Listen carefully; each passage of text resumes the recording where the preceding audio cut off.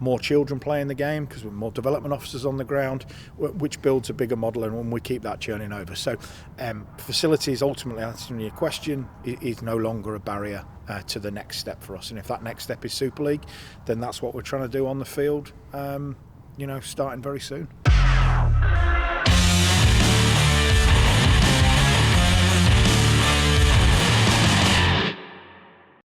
The issues of the past are now parked up, and we must look forward to the future. There's very little we now can't achieve because of the facilities. It's brilliant for the club, it's brilliant for the sport, and it's brilliant for the people of York.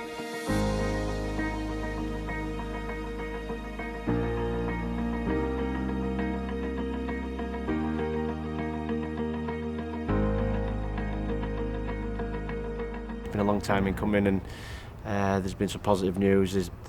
Previously there's been some negative news previously as well, but I'm just really delighted for everybody involved that we eventually got here, and now it's up to us to do our bit on the field and continue the progress we've made over the last couple of years. I think when you look at the two combined investments by the council and the university and the private sector as well, you're talking upwards of £60 million in the training centre and here. That removes that large amounts of that barrier that is we can't achieve X because of our facilities. Now, there's very little we now can't achieve because of the facilities. Some really unique and bizarre delays.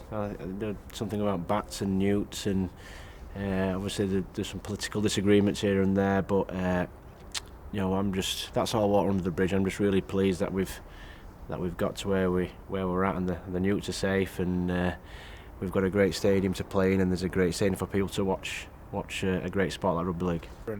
The club, has a hope. It has pride in that future, but it has hope for the future. It has pride in the past, it has hope for the future. And this forms a large part of that, but it's a cog in the wheel of getting more kids playing rugby league in York and North Yorkshire, of getting more business interest in sport as a concept, and it's about the playing opportunities being the best they can, so we can be as successful on the grass as we possibly could be. We'll have to think of a different pre-match for a different pre-match interview now. But you're right. Listen, we have signed some high-profile players.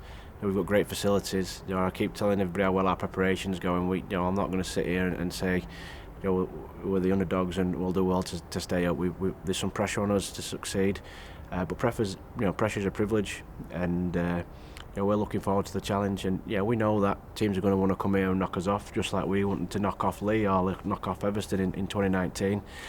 And it'll be interesting to see how we cope. Again, it's about barriers, isn't it? Barriers to the next level, and in terms of ultimately the coaching role, which is about taking a group of men and making them better players in this example. There are many different conduits to making that happen. There's the individual themselves, there's the facilities, there's the ability of the people that you're putting into the system, ultimately the players, and there's a whole culture that you create around that. And the training facilities are first class, obviously, which we train on 4G, so we never lose sessions to the weather or obviously the indoor facilities, the CV and the weights, the meeting rooms, which we can't obviously use at the minute, but hopefully we will be able to around the corner.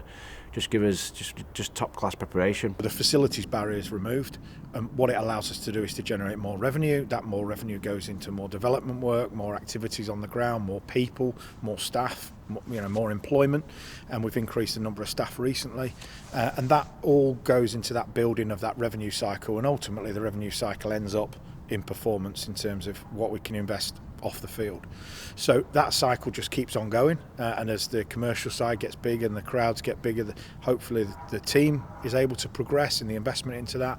More children playing the game because we're more development officers on the ground, which builds a bigger model, and when we keep that churning over. So facilities, ultimately answering your question, is no longer a barrier to the next step for us. And if that next step is Super League, then that's what we're trying to do on the field, starting very soon. The club Super League bid just highlighted what we couldn't bring to the competition and what we do bring to rugby league. But it's not just about this. Just around the corner is our training facility. There's £8 million worth of gear there for us to make sure our preparation's right up there with the best sides in the country. So things are looking positive for us off the field, and the boys are shaping up really well in pre-season. Got a Super League ambition. You've seen that in terms of the recruitment, but we've done it in a sustainable manner, and we'll continue to do it in a sustainable manner. But the ambition and drive is very much within this club. It's very much within the people in this club, and I think we've got the talent to do it. Talent off the field and the talent on the field to bring all that together. In this wonderful facility you've got here, and I think we'd put on a show. Well, it's a great facility to play in. The dressing rooms. I just think it's a really inspirational place for the team to continue the progress. Players and I, we've got no excuses. We've got great infrastructure around us, and combine that to the attitude the boys have got. I think we're in a real good spot. I think we've sold 3 years worth of season tickets, per year for this year. So we're now here, we're now open, and we're ready to welcome back fans as and when the government allow. But it's a great facility. It's given everybody on the field and off the field a real boost. It's given us a commercial boost, and it's a real opportunity to kick on.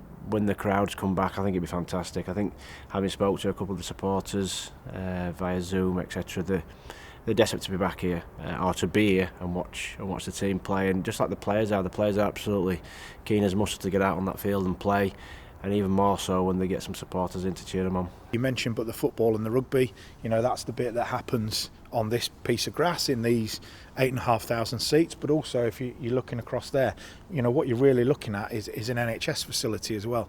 It's an outpatient clinic. It's an enormous space, highly kitted out, tremendous number of consulting rooms. That's straight away got a community health benefit. The number of people that are employed here is another benefit for the City of York, and for those people coming in from outside. There's an ability to eat, to drink, to shop within the complex. Is the leisure centre, is the shopping and the retail, the mega bowl, the crazy golf. So there's a whole full day out of activity, right here in this complex. I think York, as we went through with the Super League application, is very well placed geographically.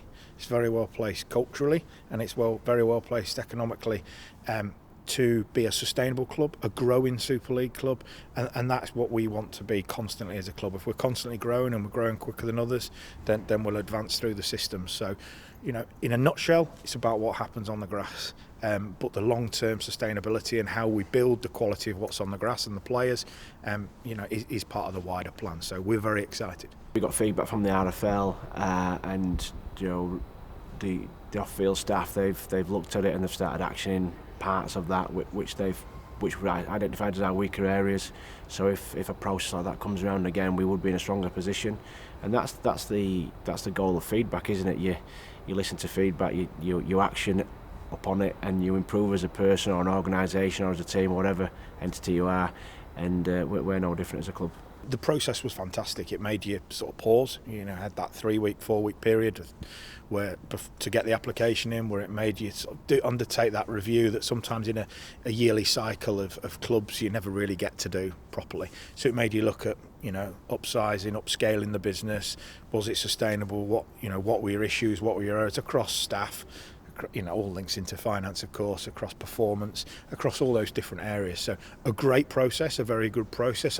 And we need to make sure we get things right on the field. And obviously, I know that puts me under pressure. But so what? I hope to be here to see it. I think it's one part, and I think the health of the nation is really, really important. And we, in the midst of this COVID situation, there'll be some very important people who won't be here to see it that we would have expected to be here to see it. So I think my thoughts will really be with them, to be perfectly honest. And those who understand will understand why I say that. But I think it will be a feeling of excitement. There's a game about to occur with fans in. I think there'll be a little bit of sadness for those who aren't here, but I think an exciting time. I love rugby league, and it'd be great to coach a game here. And I'm sure the players are looking forward to it, and even more so the supporters.